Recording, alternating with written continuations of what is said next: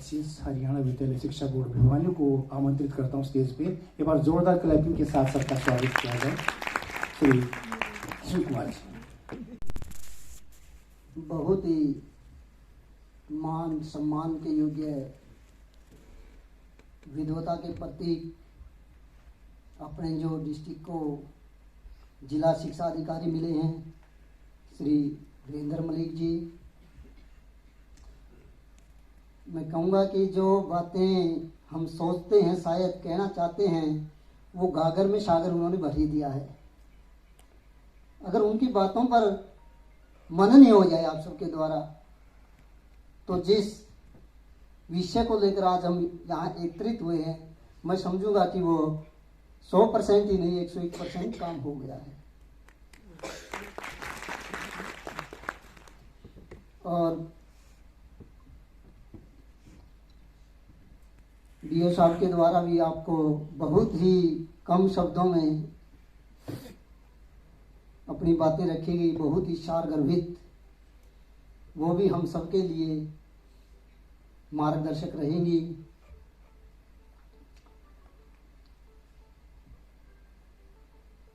Mister Sunil Nehra ji, संरक्षक lecturer welfare association, Shri Ravindra Kumar ji, state president lecturer welfare association,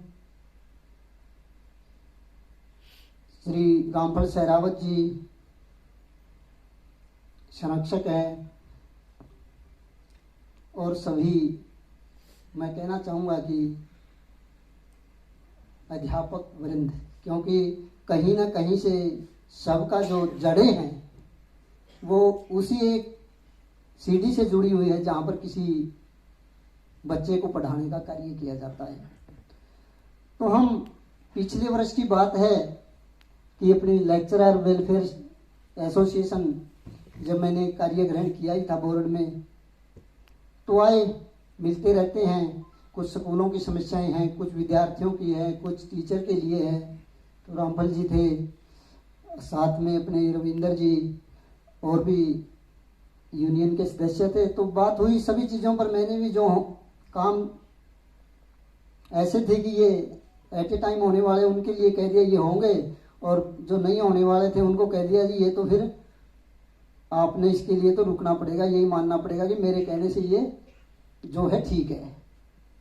और आगे चर्चा होती रही। मैंने कहा कि अब जरूरत तो हमें ये है कि अपने जो टीचर के ऊपर एक परीक्षा के समय पर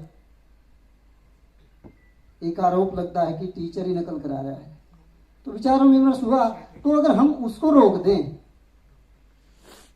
तो हमारा जो अध्यापक का जो एक गुरु का जो गौरव है वो पुण्य फिर से स्थापित होगा। तो एसोसिएशन ने कहा कि हम इस कार्य में बढ़ चढ़कर भाग लेंगे, और हम पहले से ही ये चाह रहे हैं कि ऐसा होना चाहिए। तो उसी कड़ी में पिछले साल भी 2 जिलों में यूनियन के द्वारा सेमिनार आयोजित करवाया गया। करनाल जिला है, पलवल जिला है, और उसके रिजल्ट भी मैं कहता हूं कि वहाँ अच्छे देखने को मिले। तो इस बार कई दिनों से इस विषय पर कहते रहे रामफल जी, फोन मेरे पास आते रहे जी एक सेमिनार का नाम करेंगे, कभी स्टेट की परीक्षाएं आ गई, कभी को तो, लेकिन फिर भी हम अभी टाइम पे हैं।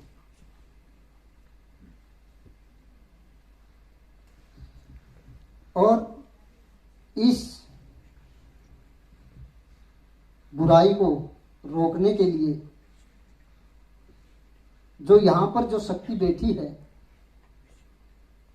उससे इतर कोई नहीं है। यही शक्ति ऐसी है कि ये जो एक, मैं कहूंगा कि इसको दीमक कह सकते हैं, घूम कह सकते हैं, हमारे समाज को जो खाई जा रही है, इसको रोकने के लिए हम सबको ही संकल्पित होना पड़ेगा।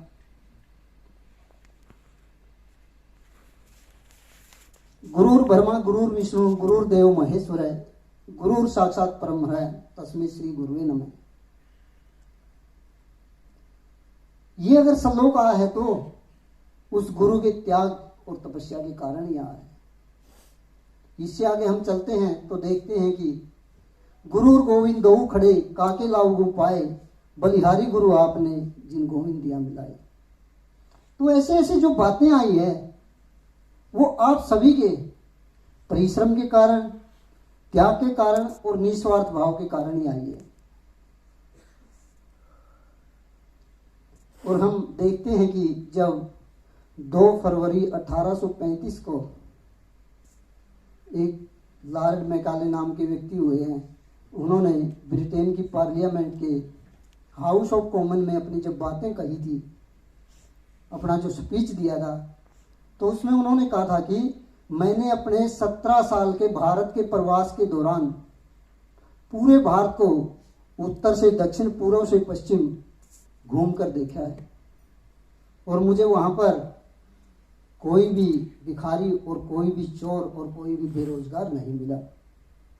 भी हमने अपने बच्चों में पैदा करनी है कि हमारा इस मातृभूमि के प्रति, इस देश के प्रति, अपने से बड़ों के प्रति, अपने गुरुजनों के प्रति, अपने माता पिता के प्रति कुछ दायित्व है। क्योंकि आजकल बातें क्या अधिकार की होती, ड्यूटी की नहीं होती।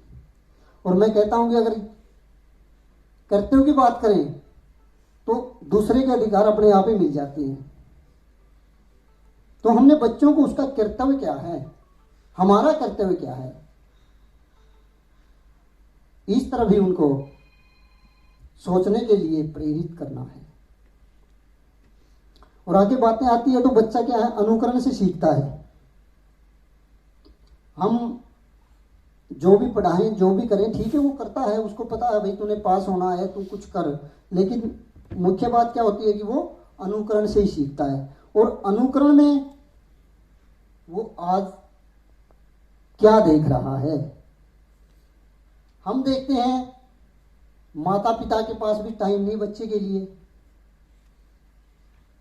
और स्कूल में हमारे पास जो सिलेबस है हम उसको ही कराते हैं। तो उसके अलावा भी हमारे कुछ दायित्व है, क्योंकि बच्चा ठीक है सिखाने से वो 10% है, 20% है, वो सीख लेता है, लेकिन ज़्यादा हम सभी को पता है वो स्कूल से भी सीखता, अपने समाज से भी सीखता, अपने जो पीयर ग्रुप है उससे भी सीखता है। और उसके अलावा आजकल जो और जैसे चीज़ें आई हुई है, अपने जैसे कहते थे व्हाट्सएप, फेसबुक, जैसे आजकल कई जगह कहते हैं व्हाट्सएप को, जैसे पहले कहते थे गपशप, बात तो वही है, गपशप ही है उसमें। और फेसबुक, और उसके अलावा अन्य जो टीवी है उसमें क्या देख रहा है वो। तो अनुकरण वो जैसा देखेगा वैसा ही व्यवहार करेगा। आगे बात आती है कि विद्यालय वह कारखाना है जहां राष्ट्र रूपी पुर्जे बनते हैं, और उस पुर्जे का कारीगर कौन है, अध्यापक है। तो एक तो वो कारखाना बढ़िया, और उसके अंतर्गत अगर कारीगर बढ़िया है तो पुर्जे बढ़िया बनेंगे, और उस राष्ट्र के अगर पुर्जे बढ़िया हो गए तो उस राष्ट्र की तरक्की को और उन्नति को कोई नहीं रोक सकता। अगर हम चाहते हैं कि भारत फिर से वही प्राचीन गौरव प्राप्त करे, वही विश्व गुरु बने, ज्ञान के क्षेत्र में विद्यार्थी प्राचीन भारत की तरह हमारे देश में शिक्षा ग्रहण करने आए, तो उसके लिए सारा जो भार है वो अध्यापक वर्ग के कंधों पर है। चाणक्य ने भी कहा है कि किसी भी राष्ट्र का निर्माण और पल्ले टीचर के हाथ में है। तो हम सभी को भी अपनी जिम्मेवारी को समझना पड़ेगा, मनन करना पड़ेगा कि अपने व्यक्ति खुद के अलावा, परिवार के अलावा और भी हमारी जिम्मेवारी समाज और राष्ट्र के लिए। और जब हमारा राष्ट्र समृद्ध होगा तो हम अपने आप ही समृद्ध होंगे। तो नकल से, जैसे कि अभी मैंने पहले बताया कि मुख्य बात ये नहीं है कि किसी एक बच्चे का जीवन नष्ट हो रहा है। ठीक है, वो 10वीं पास कर गया, उसके बाद वो क्या है, आगे कुछ नहीं करने को मिलता उसको। इसके अलावा अपने जो राष्ट्र के योगदान देने के लिए एक मानव संसाधन जो विकसित होना चाहिए था वो विकसित नहीं हुआ। इससे हमारे राष्ट्र को भी नुकसान हुआ है, और जिस परिवार का वो सदस्य उस परिवार को भी नुकसान हुआ। एक बार चाहे वो कोई भी खुश हो ले उसके पास होने पर, लेकिन बाद में हमने देखा है, जो साथ में आपके पढ़ते होंगे, आपका मेरे से ज़्यादा अनुभव है, और जो साथी थे जो उस समय वो आज भी कहते हैं, अगर ऐसा हम नहीं करते तो इस तरह हम आज नहीं होते।